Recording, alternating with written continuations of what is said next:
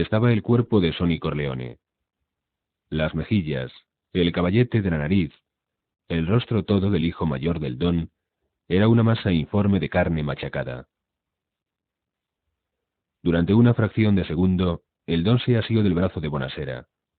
Pareció a punto de desplomarse, pero logró rehacerse. «Mira cómo han destrozado a mi hijo», dijo. Capítulo 19.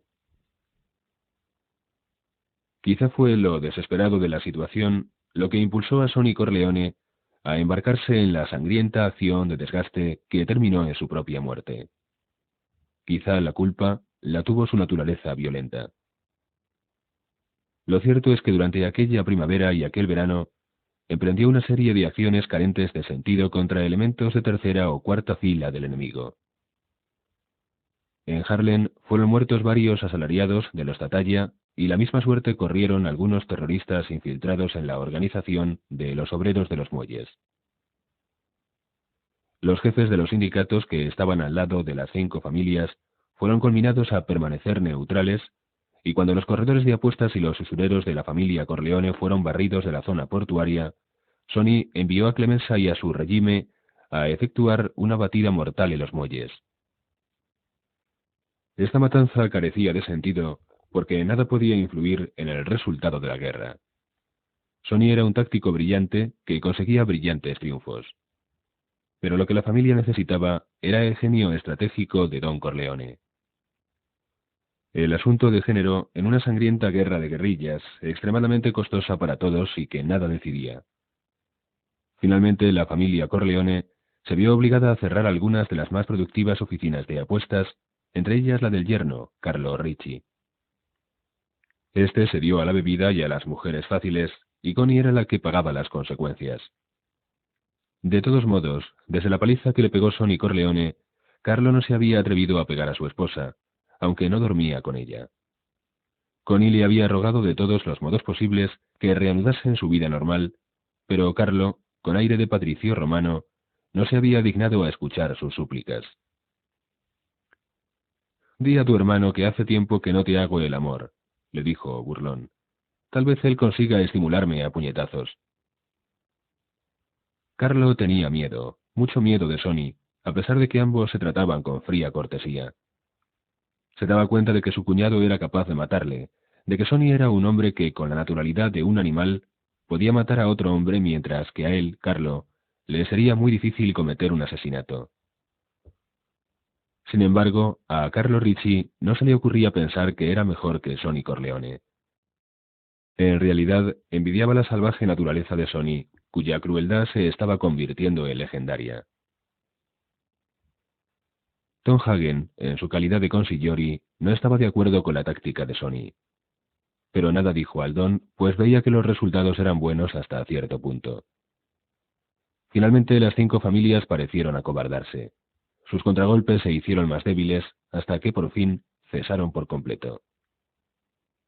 Al principio, Hagen desconfió de esta aparente pacificación del enemigo, pero Sonny estaba radiante de alegría. «Estos bastardos se arrastrarán a nuestros pies, Tom. Ya lo verás», le dijo Sonny Corleone. Sonny estaba preocupado por otras cosas.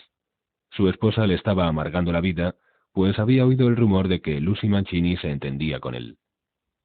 Y aunque seguía bromeando con sus amigas respecto al instrumento y la técnica de Sonny, no le gustaba que pasara tantos días sin tocarla. Tal situación la hacía estar continuamente de mal humor, un mal humor que, lógicamente, pagaba Sonny. Además, Sonny sabía que era un hombre marcado, y esto le producía una fuerte y continuada tensión. Tenía que ser extraordinariamente cuidadoso en todos sus movimientos. Sus visitas a Lucy Mancini habían sido descubiertas por el enemigo, pero él había tomado toda clase de precauciones. En el apartamento de Lucy estaba completamente seguro. Aunque Lucy no lo sospechaba, era vigilada durante las 24 horas del día por hombres del régimen de Santino, y cuando se desocupaba un apartamento de la planta en que vivía Lucy, el mismo era alquilado inmediatamente por alguno de los hombres de más confianza de dicho régimen. El don se recuperaba y no tardaría en estar en condiciones de tomar el mando. Entonces la balanza se inclinaría del lado de los Corleone, pensaba Sonny. Es más, estaba seguro de ello. Pero mientras, él se encargaría de guardar el imperio de la familia, se ganaría la consideración de su padre y cimentaría, dado que el cargo de Don no era en absoluto hereditario, sus pretensiones como heredero del imperio Corleone. Con lo que no contaba Sonny era con que el enemigo estaba haciendo sus planes. También ellos habían analizado la situación y llegado a la conclusión de que la única posibilidad de evitar la derrota residía en la muerte del hijo mayor de Don Corleone. Sabían que con Sonny no se podía negociar, al contrario que con el Don, a quien tenían por hombre muy razonable. Odiaban a Sonny Corleone por su sed de sangre, que consideraban bestial. Además, carecía del sentido de los negocios. Nadie deseaba la vuelta a los días de antaño, tan tumultuosos y sangrientos. Una noche, Connie Corleone recibió una llamada telefónica anónima. Una voz femenina preguntó por Carlo. ¿Quién es usted?, inquirió Connie. Se oyó una irritante risita y la voz dijo: Soy una amiga de Carlo. Solo quería decirle que no podré verle esta noche. Tengo que salir de viaje. Zorra asquerosa.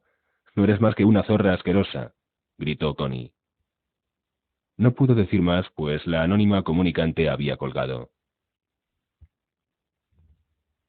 Aquella tarde, Carlo había ido a las carreras de caballos, y cuando llegó a casa estaba de pésimo humor, debido en parte a las pérdidas y en parte al alcohol.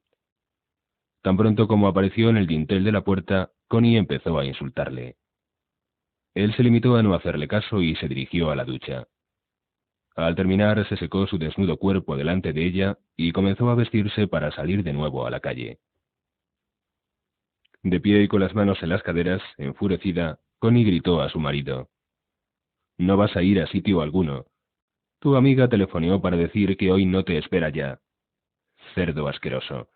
Mira que dar mi número de teléfono a una puta. Te mataré, marrano». Y Connie se precipitó sobre Carlo, arañando y coceando. Con su musculoso brazo él la mantuvo a distancia y le dijo fríamente: «Estás loca, completamente loca». Pero Connie se dio cuenta de que su marido estaba preocupado. Carlo, para calmar a su esposa, añadió: «No hagas caso. Debe haber sido una broma». Connie consiguió arañarle el rostro y en sus uñas quedó una parte de la mejilla de Carlo, quien a pesar de todo aún intentaba mostrarse conciliador. Se limitó a apartarla de sí. Entonces ella se dio cuenta de que respetaba su preñez y decidió aprovecharse. Además, se sentía excitada sexualmente. Muy pronto no podría hacer nada en la cama, pues el médico le había dicho que debía abstenerse totalmente de juntarse con su marido durante los 2 meses precedentes al parto, y ella necesitaba que le hicieran el amor. No obstante, su deseo de herir a Carlo era real. Le quería y le odiaba, todo a la vez. Le siguió al interior de su dormitorio y al darse cuenta de que su marido estaba asustado, se sintió feliz. «Te quedarás en casa», le dijo. «No saldrás, te lo aseguro». «De acuerdo», respondió Carlo. Estaba todavía desvestido, con solo los calzoncillos cubriendo su desnudez.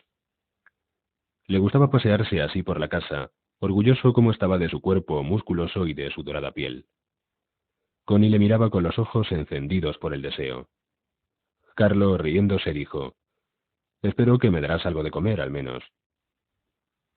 El hecho de que su marido le pidiera que cumpliera con sus deberes, o por lo menos con uno de ellos, la apaciguó. Era una buena cocinera. Su madre le había enseñado. Puso al fuego una cazuela con ternera y pimientos y empezó a preparar una ensalada. Carlo aprovechó la espera para leer los pronósticos de las carreras del día siguiente. Mientras lo hacía, bebía whisky de un vaso lleno hasta el borde. Connie entró en el dormitorio, o mejor dicho, se quedó en la puerta, como si no se atreviera a acercarse a la cama sin ser invitada.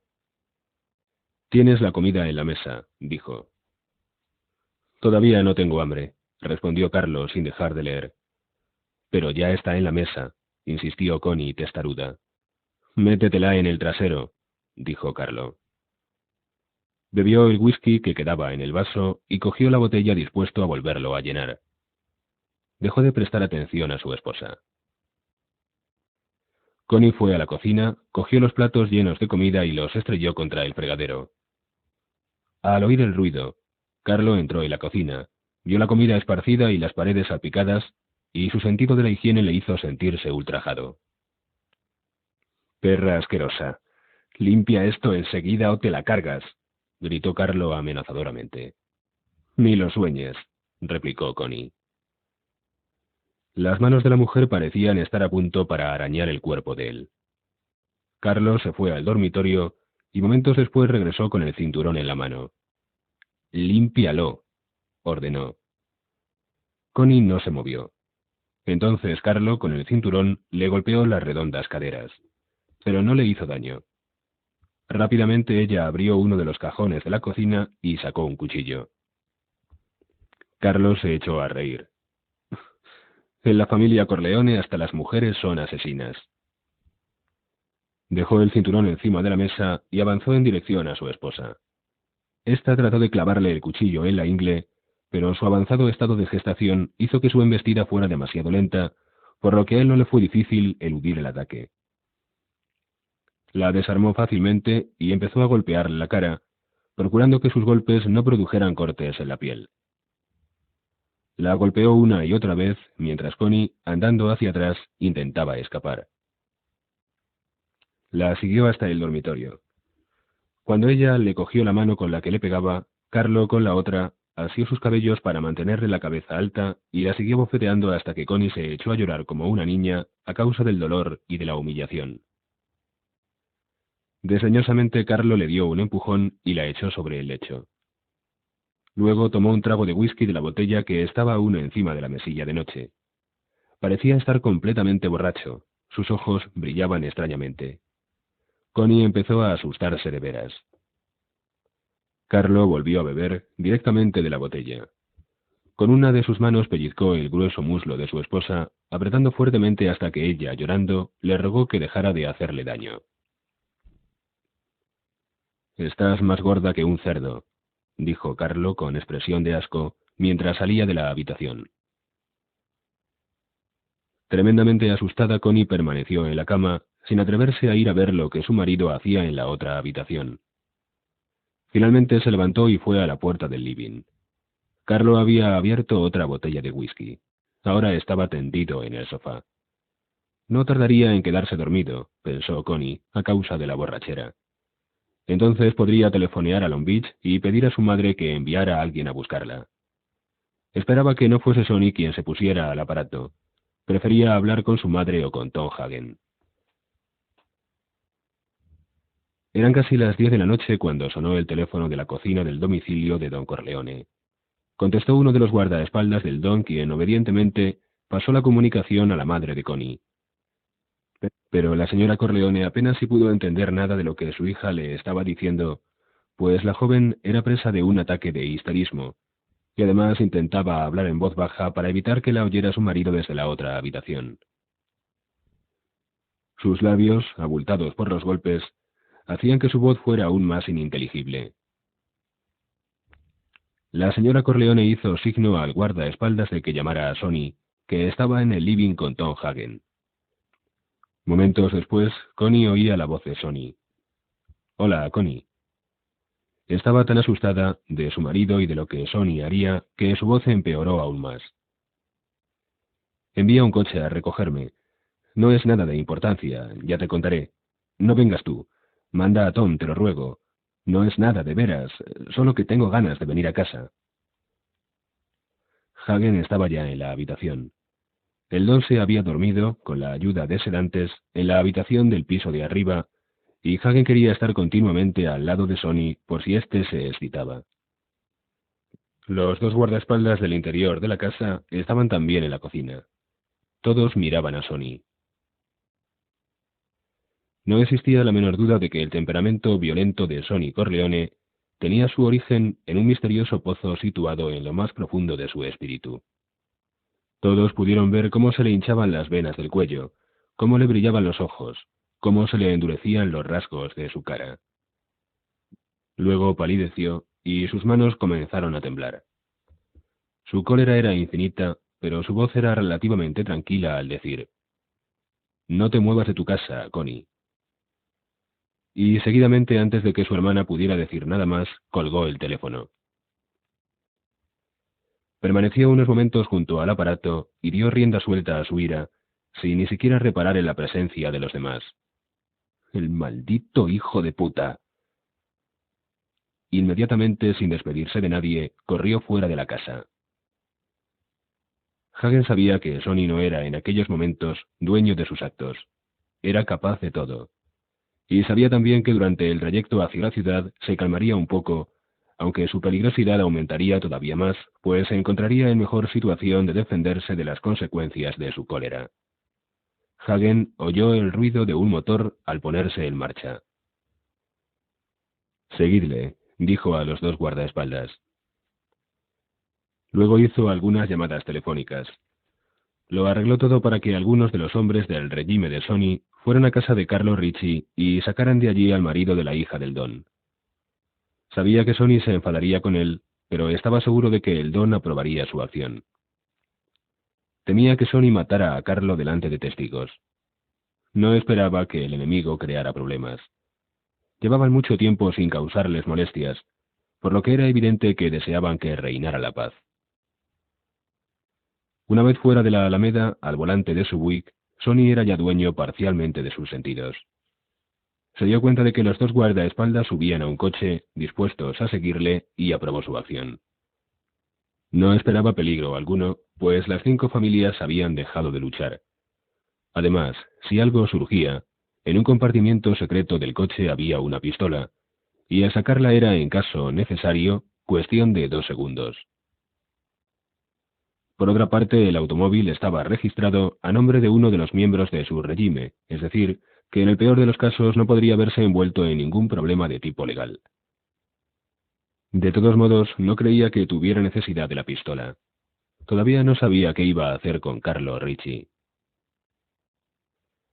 Ahora que tenía oportunidad de pensar, Sonny se daba cuenta de que no podía matar al padre de un niño que aún no había nacido, máxime cuando el niño era de su hermana, y menos por unas bofetadas de más. Claro que cabía la posibilidad de que todo fuera una trampa. Carlo era un mal sujeto, y Sonny se sentía responsable de la desgracia de su hermana. Si ella había conocido a Carlo, fue porque él se lo presentó. Era paradójico, pero Sonny no había podido nunca pegar a una mujer, como tampoco podía hacer daño alguno a un niño. Cuando Carlo se dejó golpear sin devolver ni un solo puñetazo, sin él saberlo, salvó la vida precisamente por eso. La violencia de Sonny solamente se calmaba con la sumisión absoluta. De muchacho, él había tenido muy buen corazón. El hecho de que luego se hubiera convertido en un asesino fue simplemente su destino. Pero arreglaría el asunto de una vez por todas, pensaba Sonny mientras el Buick corría por el puente que enlaza Long Beach con los bulevares del otro lado de Jones Beach. Siempre seguía esta ruta cuando iba a Nueva York. Había menos tráfico. Decidió que enviaría a Connie a Long Beach con los guardaespaldas. Luego, él tendría una entrevista con su cuñado.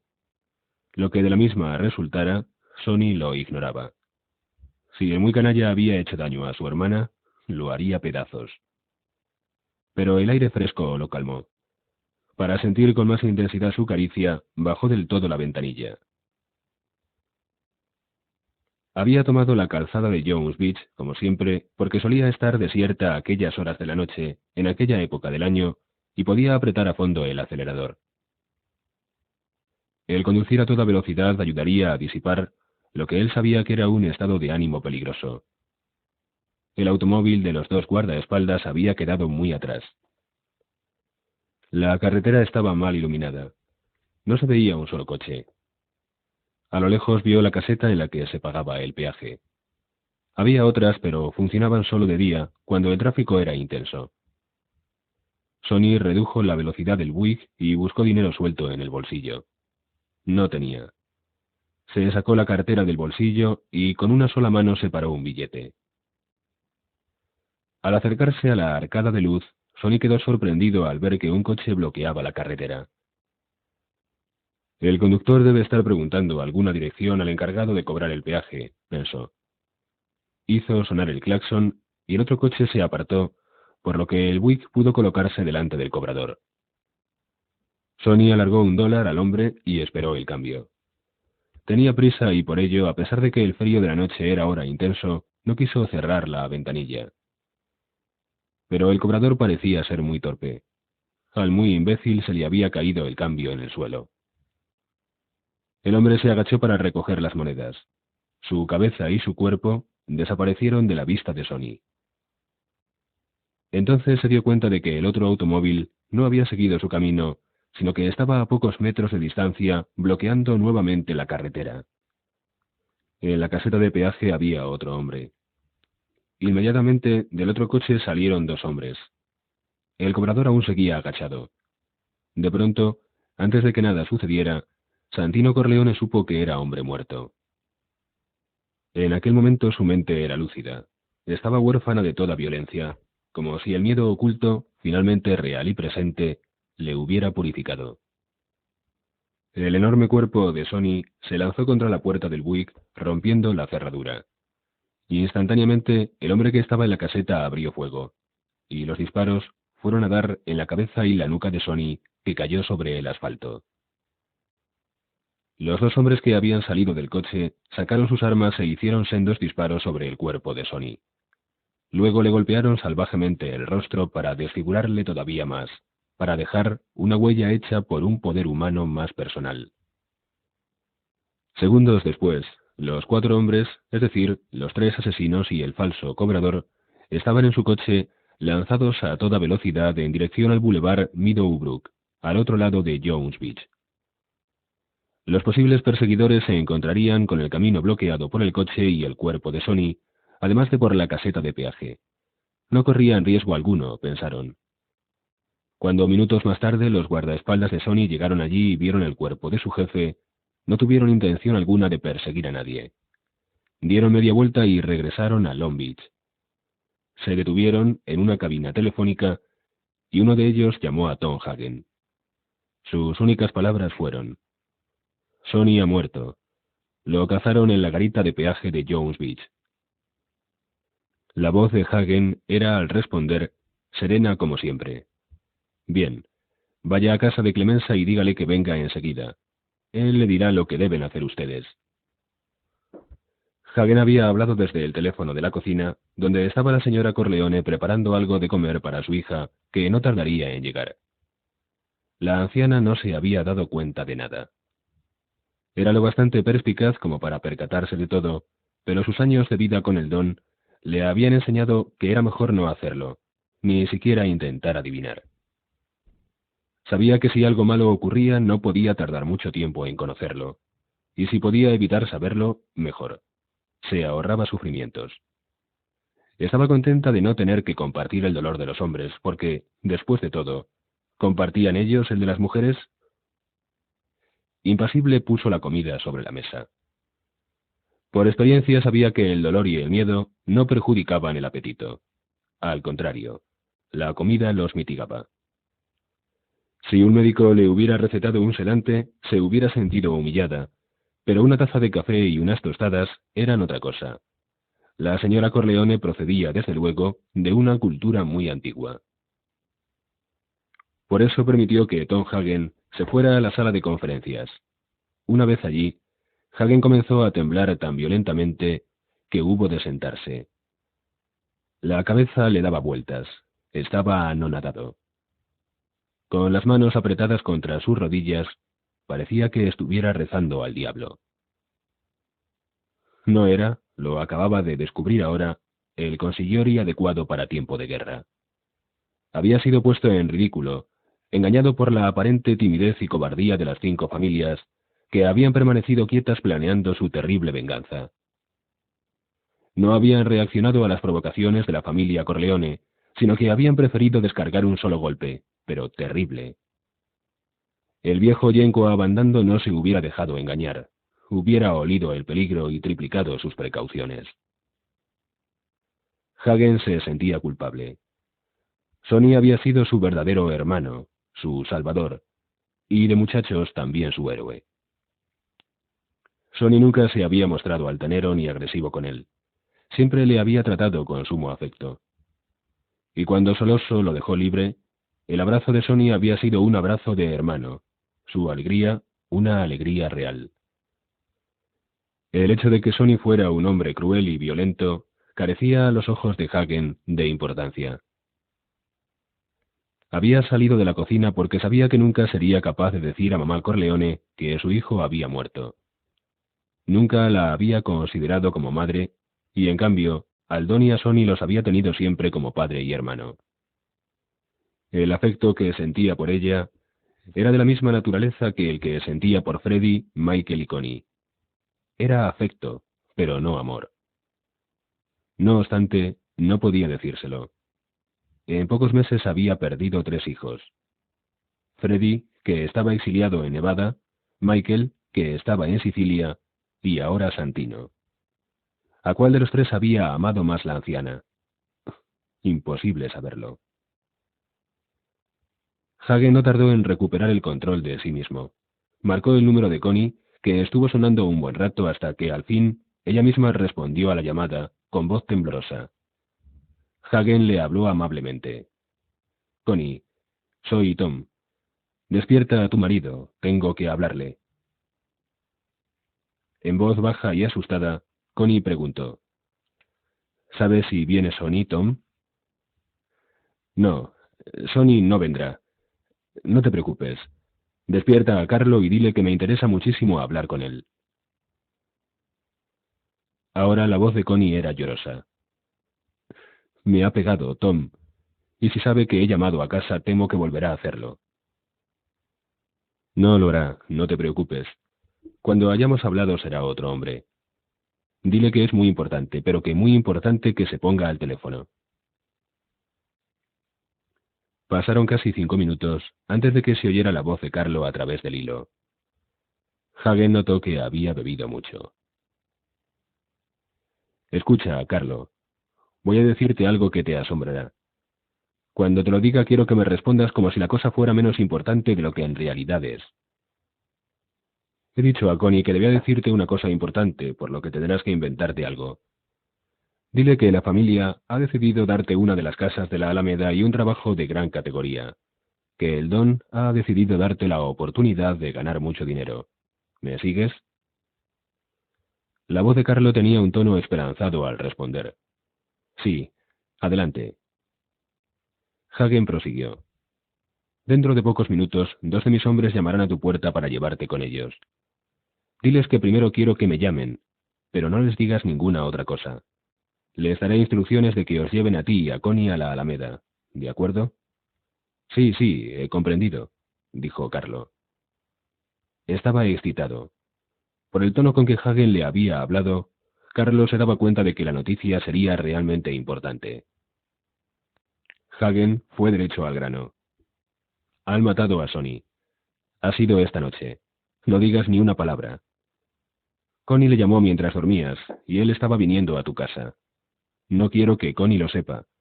Aunque lo sospeche, no quiero que lo sepa con certeza. Pensaría que ha sido culpa suya. Tampoco quiero que te muevas de su lado. Pórtate como un marido enamorado, al menos hasta que haya tenido el hijo que espera. Mañana por la mañana alguien, tal vez tú o el Don o su madre, dirá a Connie que Sonny ha sido asesinado. Y quiero que estés a su lado, que le sirvas de apoyo. Si me haces este favor, te prometo que me ocuparé de ti en el futuro. ¿Comprendido? La voz de Carlo era un poco vacilante. Sí, Tom, de acuerdo. Tú y yo siempre nos hemos llevado bien. Te estoy muy agradecido, ¿me entiendes?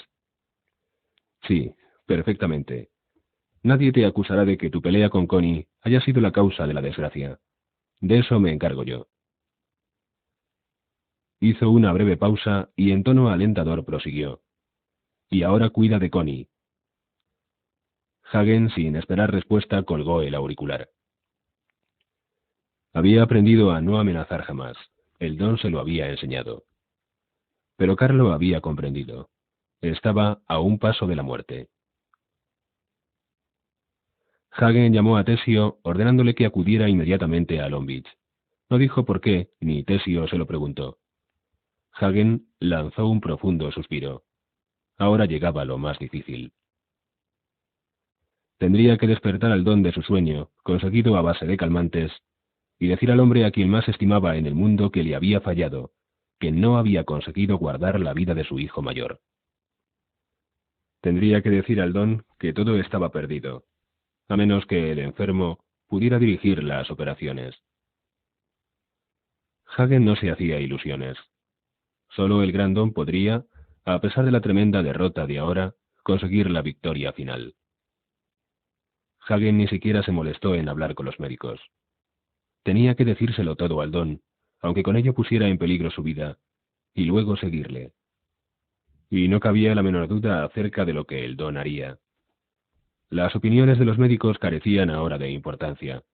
Todo carecía de importancia. El don debía ser informado, y solo a él correspondía escoger entre dos alternativas: ponerse al frente de sus hombres u ordenar a Hagen la rendición del imperio de los Corleone a las 5 familias. Hagen, ya lo hemos dicho, temía la hora siguiente. Pensó en lo que diría y cómo lo diría. No debía insistir demasiado en su autoacusación, pues con ello conseguiría únicamente aumentar la aflicción del don. Igualmente no tenía que mostrar demasiado su dolor para no acrecentar el del anciano. El hecho de hablar de sus limitaciones como consigliori para tiempo de guerra significaría un reproche indirecto a la persona que lo había elegido.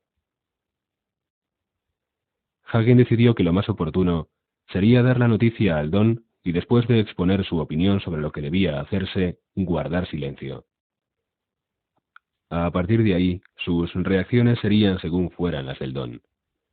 Si éste deseaba que se mostrara avergonzado por su falta de habilidad, se mostraría avergonzado. Si el don le invitaba a mostrarse afligido, daría rienda suelta a toda su pena. Hagen alzó la cabeza al oír el ruido de unos coches que entraban en la alameda. Los caporellimes estaban llegando. Hablaría con ellos antes de subir a ver al don. Del mueble bar sacó un vaso y una botella. No tenía ánimos ni para echar el licor en el vaso. De pronto oyó el ruido de la puerta al abrirse. Al volver la cabeza, Hagen vio completamente vestido por vez primera desde el atentado a don Corleone. El don atravesó la estancia y se sentó en su sillón de cuero. Andaba con cierta lentitud y las ropas le venían un poco anchas, pero a los ojos de Hagen, el don tenía el mismo aspecto de siempre. Parecía como si con el solo poder de su férrea voluntad hubiera borrado cualquier vestigio externo de debilidad física. Su rostro denotaba la fuerza de siempre. Una vez sentado, dijo a Hagen: «Sírveme un poco de anís».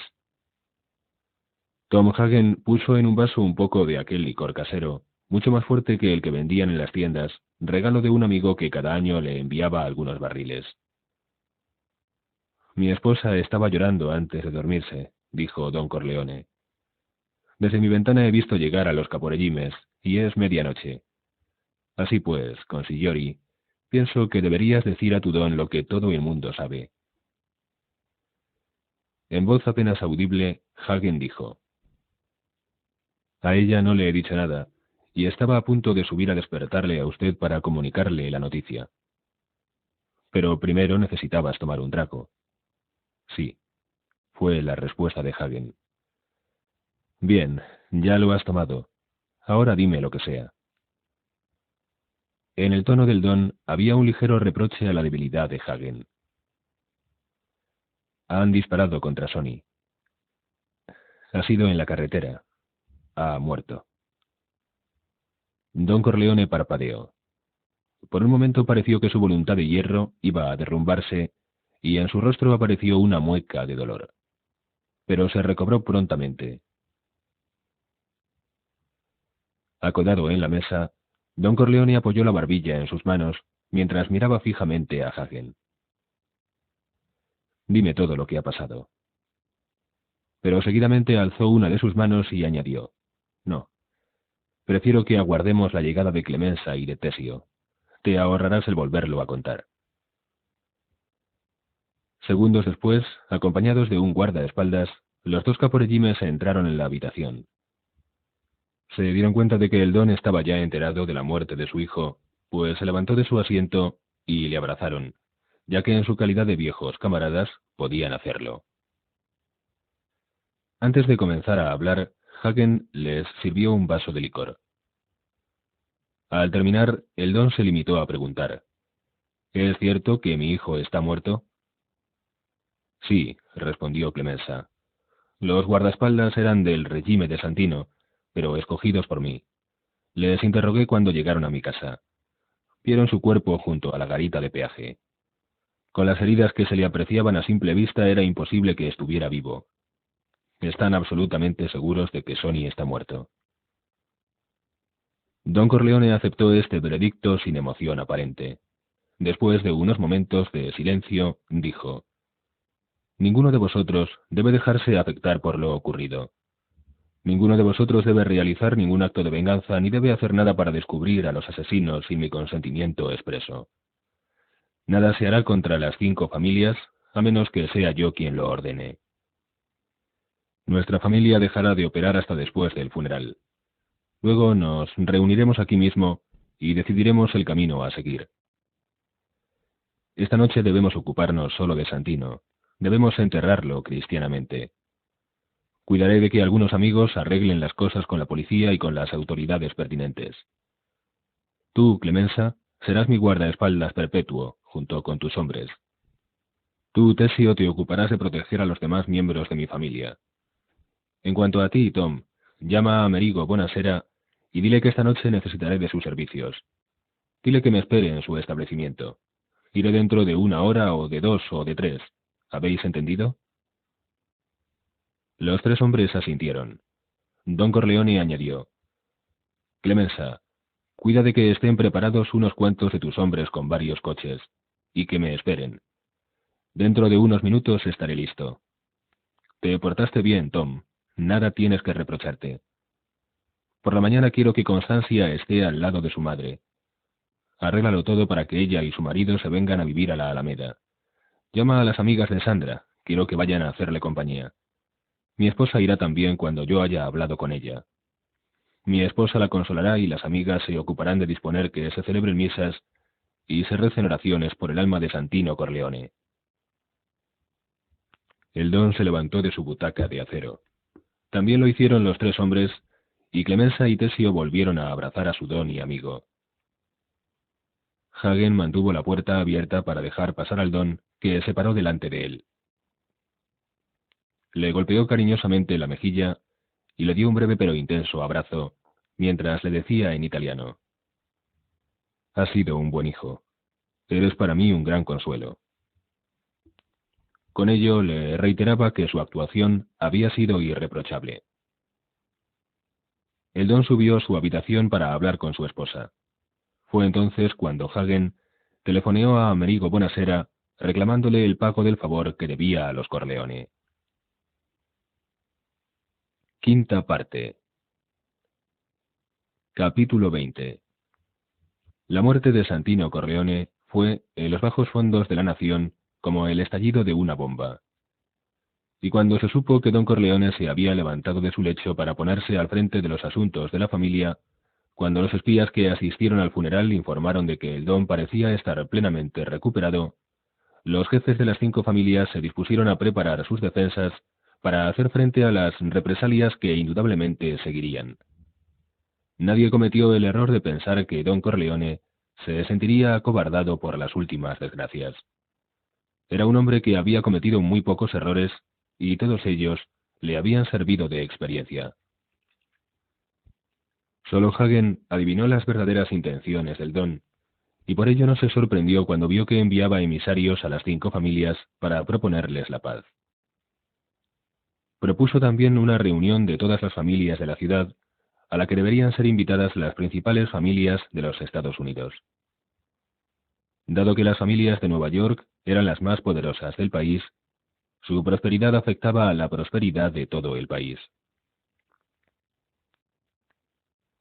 Al principio, las propuestas del don fueron recibidas con desconfianza. ¿Estaría don Corleone preparando una trampa? intentaba lograr que sus enemigos bajaran la guardia. ¿Preparaba una carnicería para vengar la muerte de su hijo? Pero don Corleone no tardó en convencerles de su sinceridad.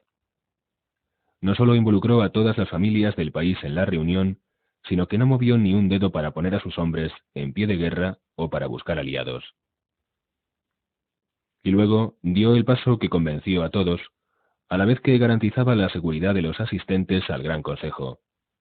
Solicitó los servicios de la familia Bochicchio. La familia Bochicchio, que había destacado por su ferocidad en la mafiosa Sicilia, en América se había convertido en un instrumento de paz. Aquellos hombres, que un día se habían ganado la vida con el crimen, el robo y la extorsión, lo hacían ahora de una forma que podría calificarse de santa. Una de las características de dicha familia era la estrecha vinculación existente entre sus miembros, unidos todos por lazos de sangre, y la absoluta lealtad a los jefes, que destacaba incluso en un ambiente donde la lealtad a la familia se anteponía incluso a la debida a la propia esposa. La familia Bochicchio, que se extendía hasta a los primos en tercer grado, había estado compuesta por cerca de 200 miembros, en la época en que había regido una pequeña comarca del sur de Sicilia. Los ingresos de la familia se basaban entonces en 4 o 5 molinos de harina que, sin pertenecer a la comunidad, aseguraban el trabajo, el pan y una mínima seguridad para todos sus miembros. Esto, junto con los matrimonios entre personas de su misma sangre, les bastaba para presentar un frente común contra sus enemigos. En su comarca no permitían el establecimiento de ningún otro molino, ni tampoco que se realizara mejora alguna en los de sus competidores ya establecidos, o alguien hiciera algo que pudiera perjudicarles. Un rico terrateniente intentó en cierta ocasión montar un molino exclusivamente para su uso personal, y el molino fue incendiado.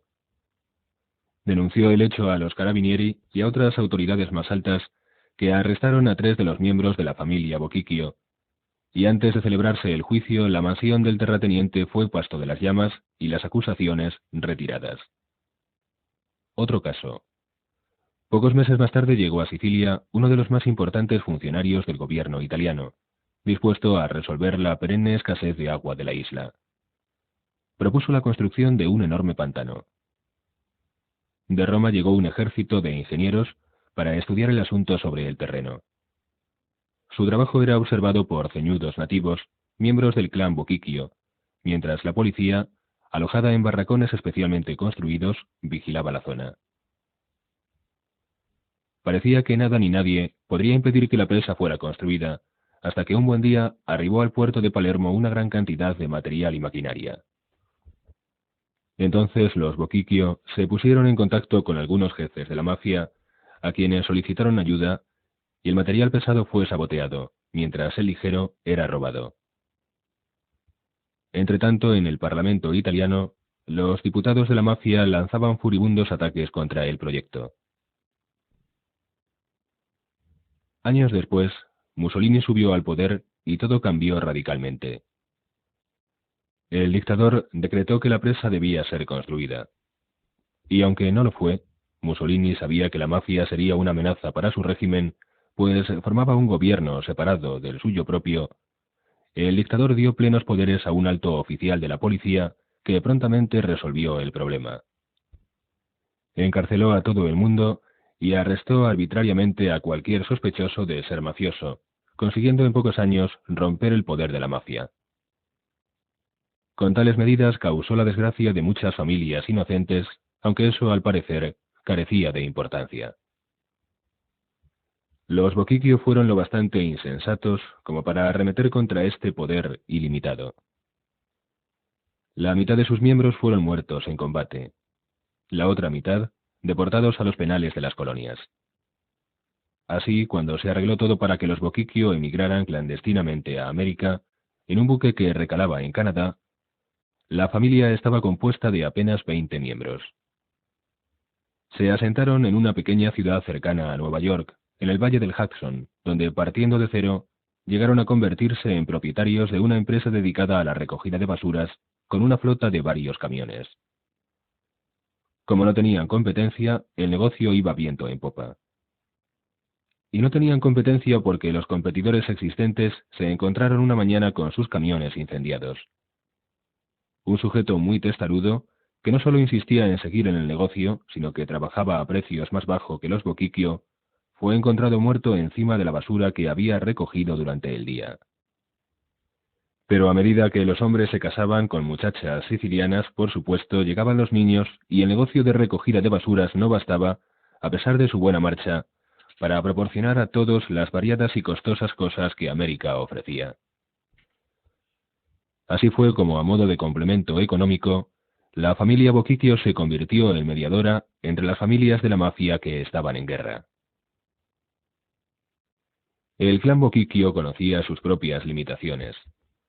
Tal vez carecían de inteligencia, quizás eran demasiado primitivos, pero lo cierto es que sabían que no podían competir con las otras familias de la mafia en la lucha por organizar y controlar negocios más complicados que el de la basura, por ejemplo, la prostitución, el juego, los narcóticos o el fraude público.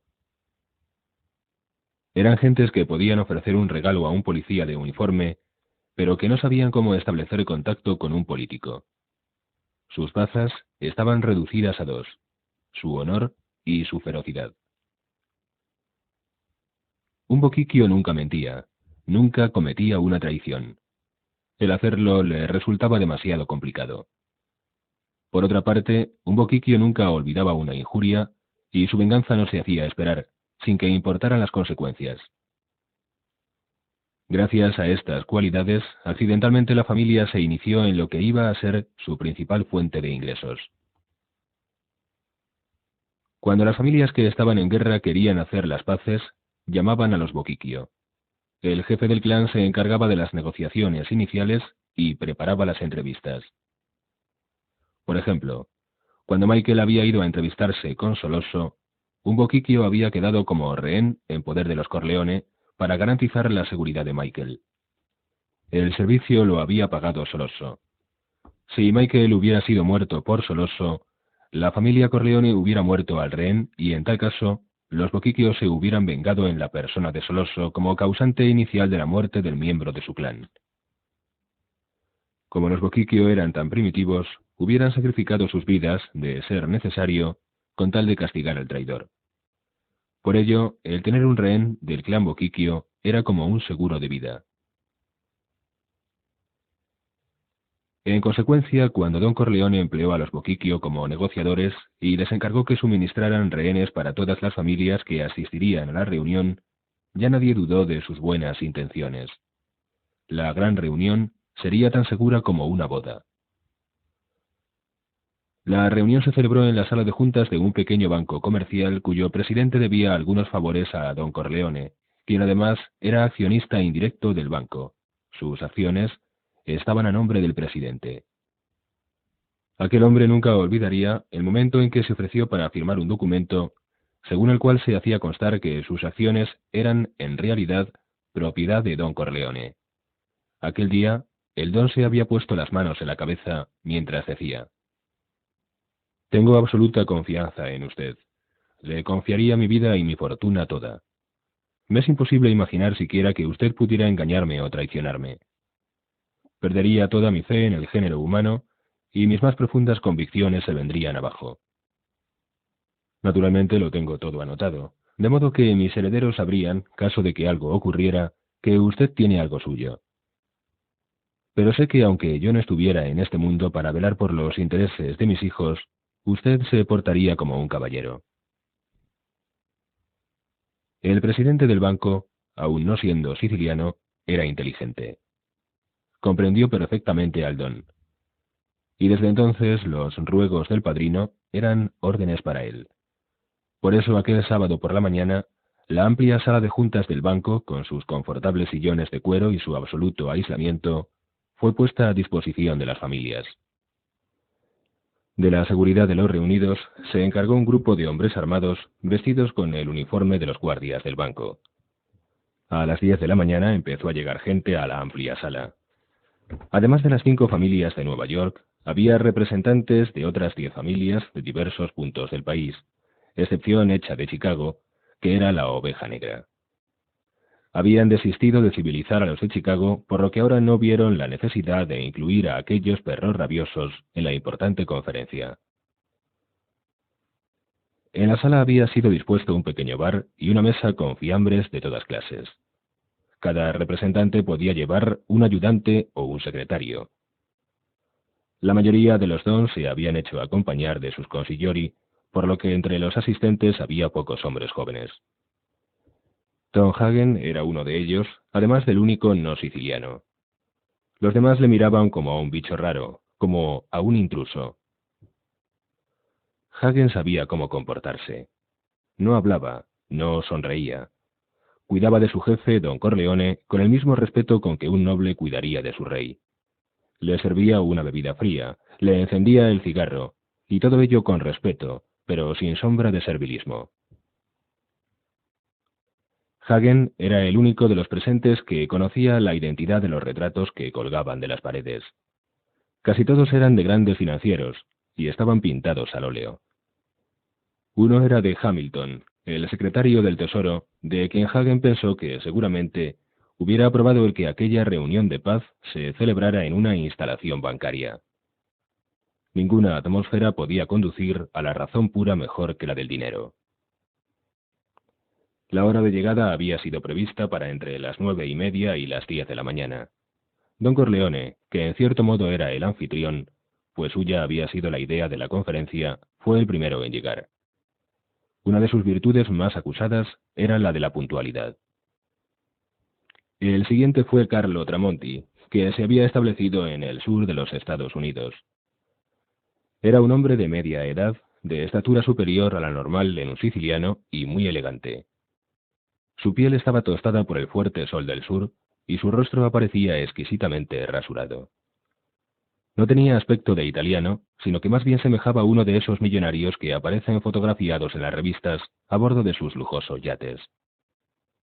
La familia Tramonti obtenía sus ingresos del juego y nadie, a juzgar por el aspecto de su don, sería capaz de imaginar con cuánta ferocidad había éste edificado su imperio. Nacido en Sicilia, de muy niño fue llevado a América. Creció y se hizo hombre en Florida, trabajando en el sindicato que, dominado por los políticos locales, controlaba el juego. Eran hombres muy duros, apoyados por policías también muy duros, y nunca se les ocurrió pensar que llegaría el día en que serían derrotados por el joven inmigrante siciliano. Su ferocidad les sorprendió, y como consideraron que las ganancias en juego no eran lo suficientemente importantes, prefirieron no hacerle frente. Tramonti se ganó a los policías con el mejor y más sencillo de los sistemas. Les pagó más de lo que les pagaban los políticos. Al dejarles sin protección policíaca, sus competidores se vieron obligados a cesar en sus negocios. Y luego, cuando fue el único señor, comenzó a operar en Cuba con la complicidad de altos funcionarios del régimen de Batista. Invirtió grandes sumas en los cabarets, casinos y prostíbulos de La Habana, y alcanzó la finalidad que se había propuesto de atraer a los americanos ricos. Tramonti era ahora multimillonario y uno de los más lujosos hoteles de Miami Beach era de su propiedad. Al entrar en la sala donde iba a celebrarse la conferencia, seguido de su consigliori, igualmente tostado por el sol, Tramonti se acercó a don Corleone, abrazándole a la vez que hacía patente con un gesto su pena por la muerte del hijo. Estaban llegando otros don. Todos se conocían. Habían tenido relaciones comerciales o se habían encontrado en reuniones de tipo social, pero lo cierto es que nadie era desconocido para nadie. El segundo en llegar fue Joseph Zalucki, de Detroit, donde su familia poseía, aunque su nombre no figuraba en ningún documento, un hipódromo, aparte de controlar buena parte del juego. Zalucki era un hombre de cara redonda y aspecto bonachón, que vivía en una casa de $100,000 situada en el barrio residencial de Grosse Pointe, en dicha ciudad. Uno de sus hijos se había casado con una muchacha perteneciente a una conocida familia americana, y él era, como don Corleone, un hombre sofisticado. El índice de violencia mafiosa de Detroit era el más bajo de entre todas las ciudades controladas por las familias. Durante los 3 últimos años en dicha ciudad habían tenido lugar solamente 2 ejecuciones. Desaprobaba el tráfico de narcóticos. Zaluki se había hecho acompañar por su consigliori y los dos hombres abrazaron a don Corleone. Zaluki hablaba en inglés sin apenas acento italiano. Vestía como un típico hombre de negocios y su buena voluntad era proverbial. Solo su voz podía traerme aquí, dijo a don Corleone. Don Corleone le dio las gracias con un gesto. Podía contar con el apoyo de Zaluki. A continuación llegaron dos don de la costa oeste. Habían hecho el viaje en un solo automóvil, pues eran íntimos amigos y trabajaban siempre juntos. Se llamaban Fran Falcone y Anthony Molinari. Serían los más jóvenes de la reunión, pues tenían poco más de 40 años. Vestían un poco más llamativamente que los otros, influencia de Hollywood, y se mostraban excesivamente amistosos.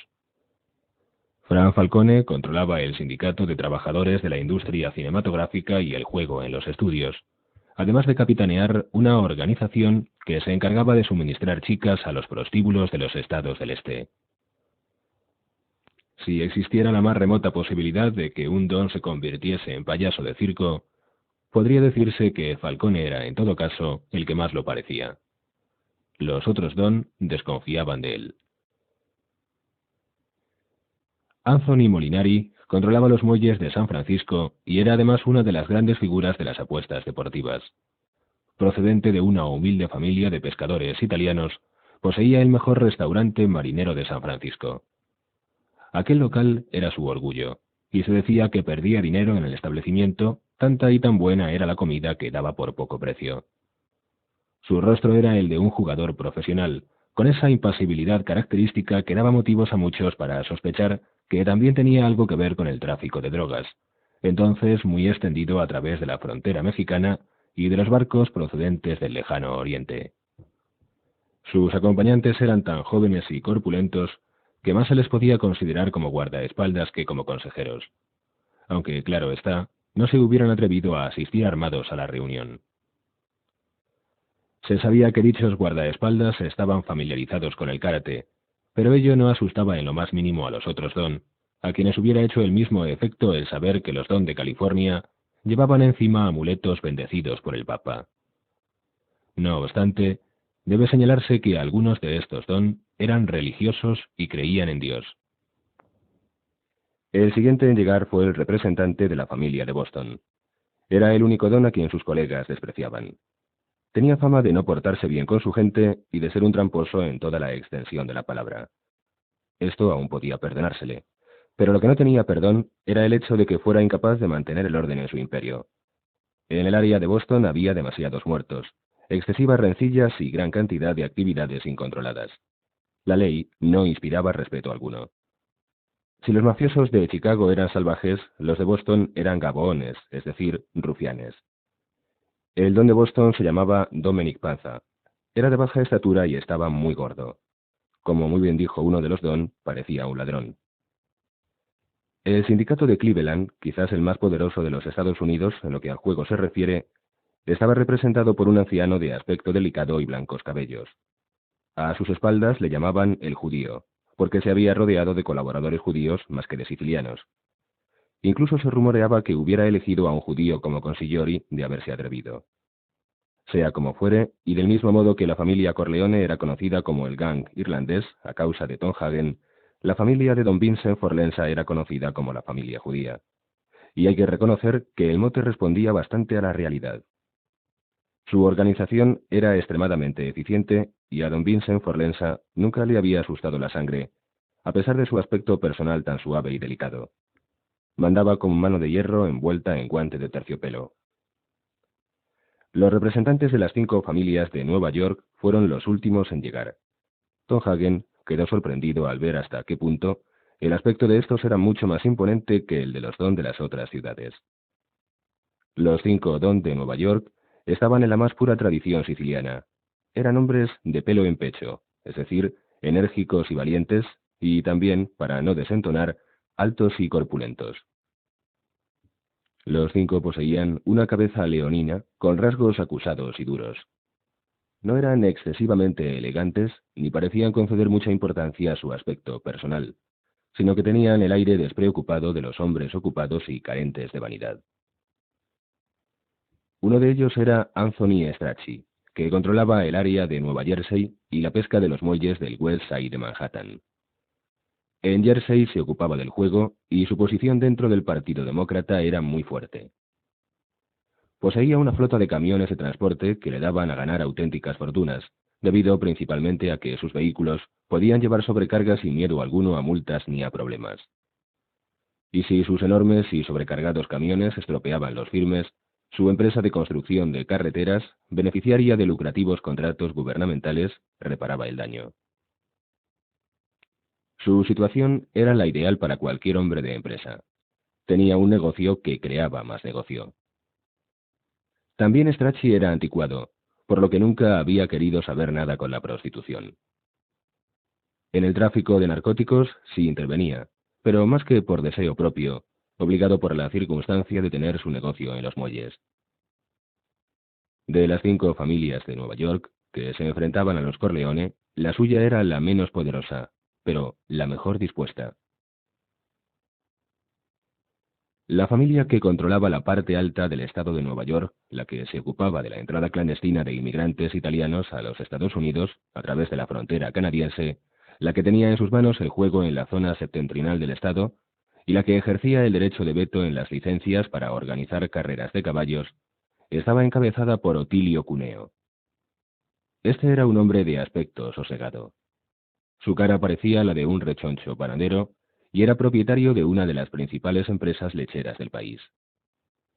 Cuneo amaba a los niños, hasta el punto de llevar siempre los bolsillos repletos de golosinas para sus nietos y para los hijos o nietos de sus asociados. Se tocaba con un sombrero de fieltro con el ala vuelta toda hacia abajo, como si fuera un sombrero femenino para el sol, que contribuía a redondear todavía más su cara, viva imagen de la jovialidad. Era uno de los pocos don que nunca había sido arrestado y cuyas verdaderas actividades nunca habían sido sospechadas. En alguna ocasión formó parte de comités cívicos y llegó a ser nombrado hombre de negocios del año en el estado de Nueva York por la Cámara de Comercio. El más firme aliado de la familia Tatalla era don Emilio Barsini. Controlaba una parte del juego de Brooklyn y en Queens, todas las actividades de la zona de Staten Island y las corredurías de apuestas del Bronx y de Westchester. Era un hombre muy duro. Además tenía intereses en la prostitución y también se dedicaba a los narcóticos.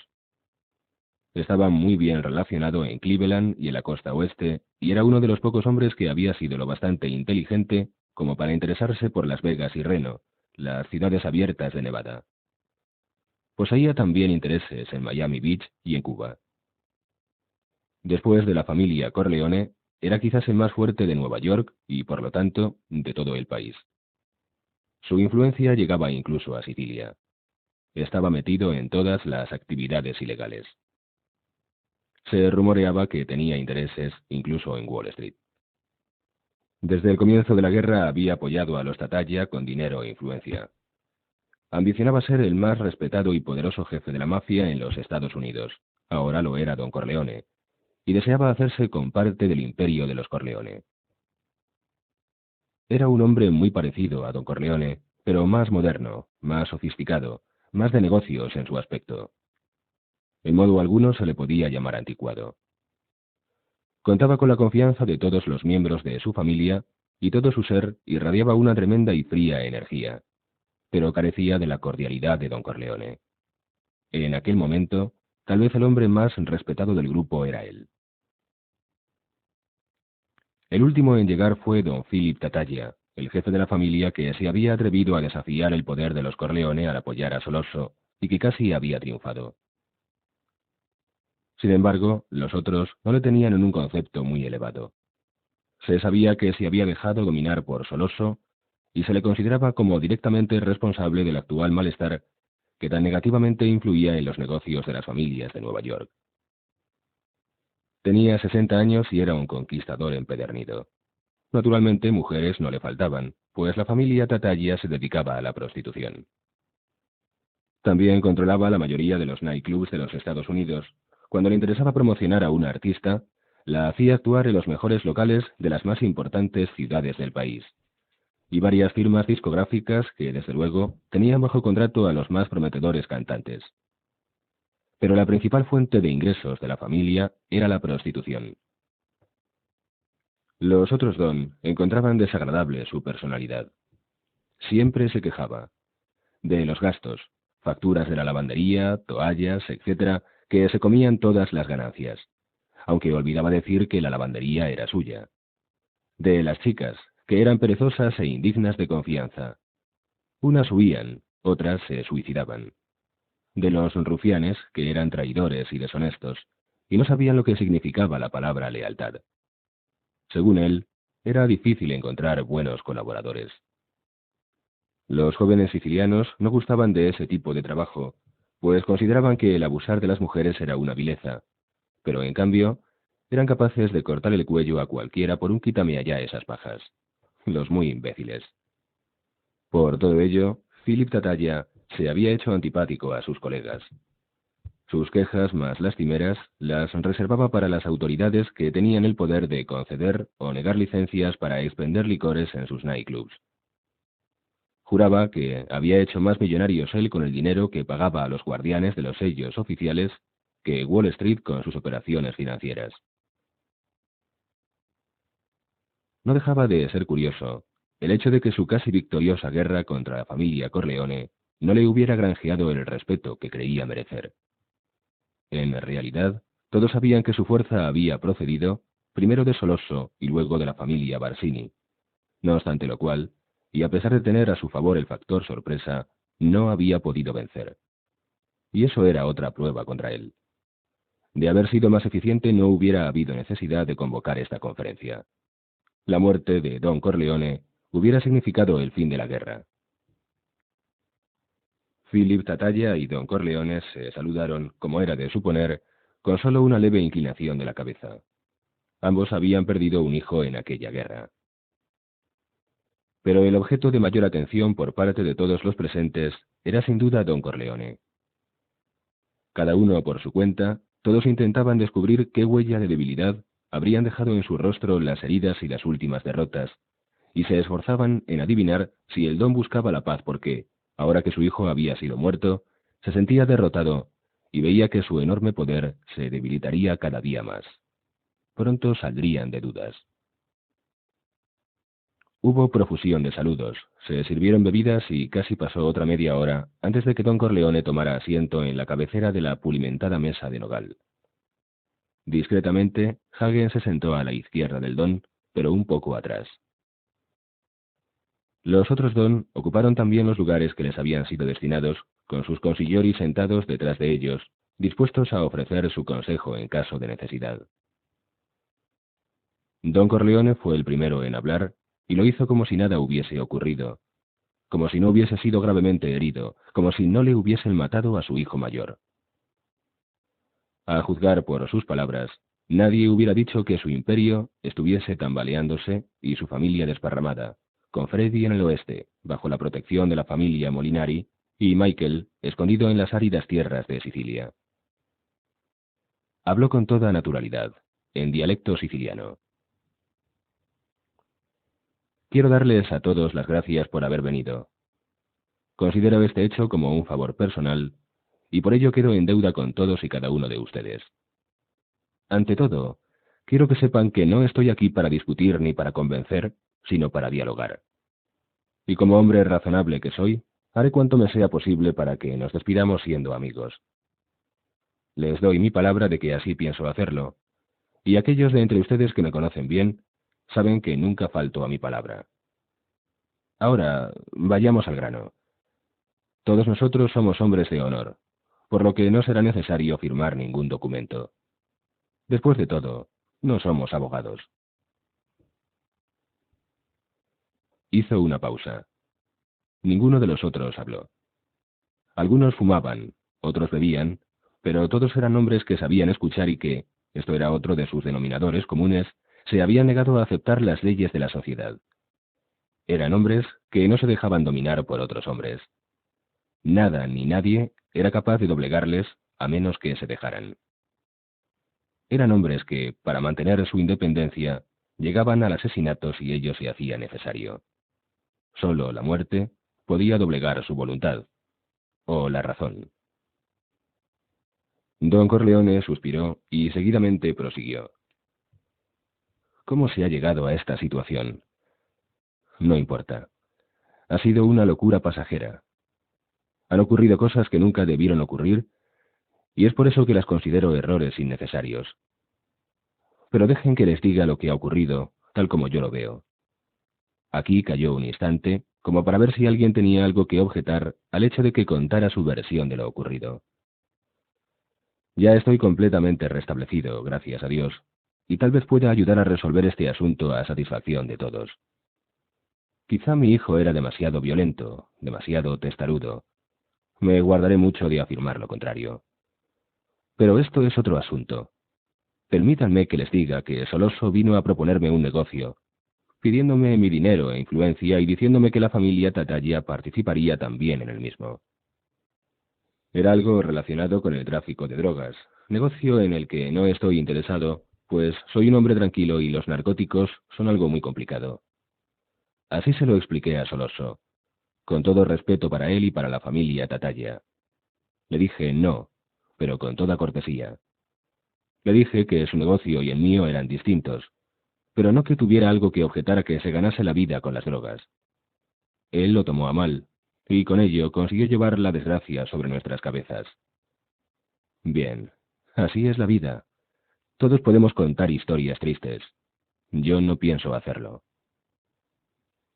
Don Corleone hizo otra pausa, y a una seña suya, Hagen le sirvió una bebida refrescante. Mojó su boca y continuó. Deseo que haya paz. Tartaglia ha perdido un hijo, yo también. Así pues estamos empatados. ¿Qué ocurriría si la gente no olvidara sus agravios y rencores? Esa precisamente ha sido la cruz de Sicilia, donde los hombres están tan ocupados en sus vendetas que no tienen tiempo de ganar el sustento para sus hijos. Es una locura. Así pues, yo propongo que dejemos que las cosas sigan como antes. Nada he hecho para descubrir a quienes traicionaron y a quienes mataron a mi hijo. Si hay paz, no lo haré. Tengo un hijo que no puede regresar a casa y debo recibir garantías de que cuando vuelva no correrá peligro de que las autoridades le detengan. Una vez hayamos arreglado este punto, señores, creo que podremos hablar de otros asuntos que a todos interesan, y estoy convencido de que esta reunión será beneficiosa para todos. Y terminó su parlamento confesando con un expresivo gesto. Eso es lo que deseo de todo corazón. Había hablado muy bien. Era el Don Corleone de siempre, razonable, flexible, suave. Pero todos se habían dado cuenta de que había dicho que volvía a disfrutar de buena salud, lo que significaba que no se consideraba derrotado, a pesar de las desgracias sufridas. También notaron todos que había dicho que no valía la pena discutir otros asuntos si no se comprometían a garantizar la paz. Y, finalmente, todos recordaban que había solicitado que todo siguiera como antes, es decir, que los Corleone conservarían todo su imperio a despecho de los reveses de los últimos tiempos. Quien respondió a don Corleone no fue Tartaglia, sino Emilio Barsini. Habló en tono seco, aunque no rudo ni insultante. Todo lo que ha dicho es cierto, pero hay algo más. Don Corleone es demasiado modesto. El hecho es que Soloso y los Tartaglia no podían emprender su nuevo negocio sin la ayuda de don Corleone. Su negativa la consideraron como una ofensa. No es culpa de don Corleone, naturalmente, pero lo cierto es que los jueces y los políticos que estarían dispuestos a recibir favores de don Corleone, incluso tratándose de drogas, no estarían dispuestos a dejarse influenciar por nadie que no fuera él, y menos en esto de los narcóticos. Soloso no podía operar si no contaba con la seguridad de que nadie se metería con sus hombres. Eso lo sabemos todos, pues de otro modo seríamos más pobres que las ratas. Y ahora que las leyes son más severas, los jueces y los fiscales se muestran tremendamente duros cuando uno de nuestros hombres cae en sus garras. Los narcóticos son peligrosos. Hasta un siciliano puede quebrantar la omerta y decir todo lo que sabe si es sentenciado a 20 años. Y eso no puede ser. Don Corleone controla todo ese aparato. Por lo tanto, su negativa a dejárnoslo usar es un acto inamistoso. Es como quitar el pan de la boca de nuestros familiares. Los tiempos han cambiado. Ya no es como antes, cuando cada uno podía seguir su camino sin preocuparse de los demás. Si Corleone tiene los jueces de Nueva York, debe compartirlos con nosotros. Puede pasarnos factura por tales servicios, naturalmente, pues después de todo no somos comunistas. Pero debe dejarnos sacar agua del pozo, ni más ni menos. Cuando Barsini terminó de hablar, se produjo una pausa. No podía volverse a la situación anterior. Lo más importante de lo que Barsini había dicho, sin decirlo, era que si no se acordaba la paz, se uniría abiertamente a los Battaglia en la lucha contra los Corleone. Y había señalado que la vida y la fortuna de todos ellos dependía de que se ayudaran mutuamente y que una negativa de ayuda era como un acto de agresión. Los favores no se pedían a la ligera, por lo que tampoco podían ser negados con ligereza. Don Corleone finalmente se decidió a contestar. Amigos míos, si me negué no fue por mala voluntad. Todos ustedes me conocen. ¿Cuándo me he negado a negociar? Pero en aquella ocasión tuve que decir que no. ¿Por qué? Porque pienso que el asunto de las drogas será en el futuro nuestra perdición. El tráfico de narcóticos está muy mal visto en este país.